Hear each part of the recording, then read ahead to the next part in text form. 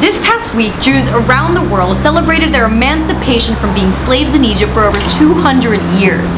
Now this got me thinking a lot about slavery, but not the physical kind, rather the mental kind, if you will, the things that control us and taunt us, this enemy within that grabs us by the balls and enslaves us. Now this can come in a number of different forms, right? This could be your job, or it could be a group of people, or a person, or even an eating disorder, but in order to free ourselves from this thing, this big other, we need to understand how and why it is projected onto our lives and creates our realities.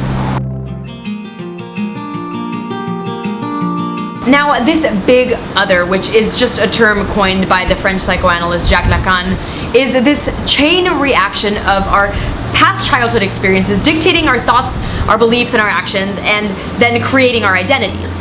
And although this big other is a fiction, although it's not real, it could also be the one thing in life that prevents us from following our dreams, or being ourselves, or just being happy. When I was 7 years old, I was diagnosed with ADHD. And for nearly my whole life, I was told that my brain had a problem, that I had a learning disability, I was disabled. And I internalized this me versus you dynamic that, although completely irrational, haunted me. And it wasn't until I started dating someone who also had ADHD that I realized that this big other didn't exist. This was just a set of rules that I had created in my head based on early childhood experiences, which were just that. Experiences.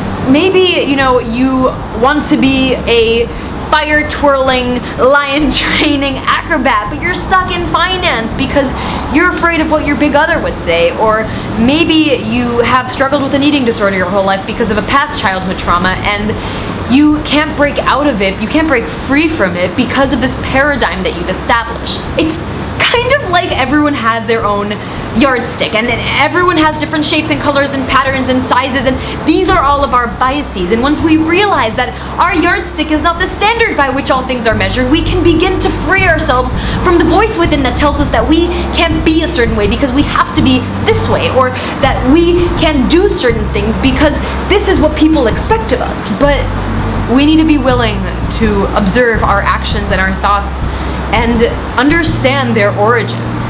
Are we acting out of fear, or are we acting out of love? Is this person really trying to hurt me and judge me, or is this just my big other talking? Because we have a choice.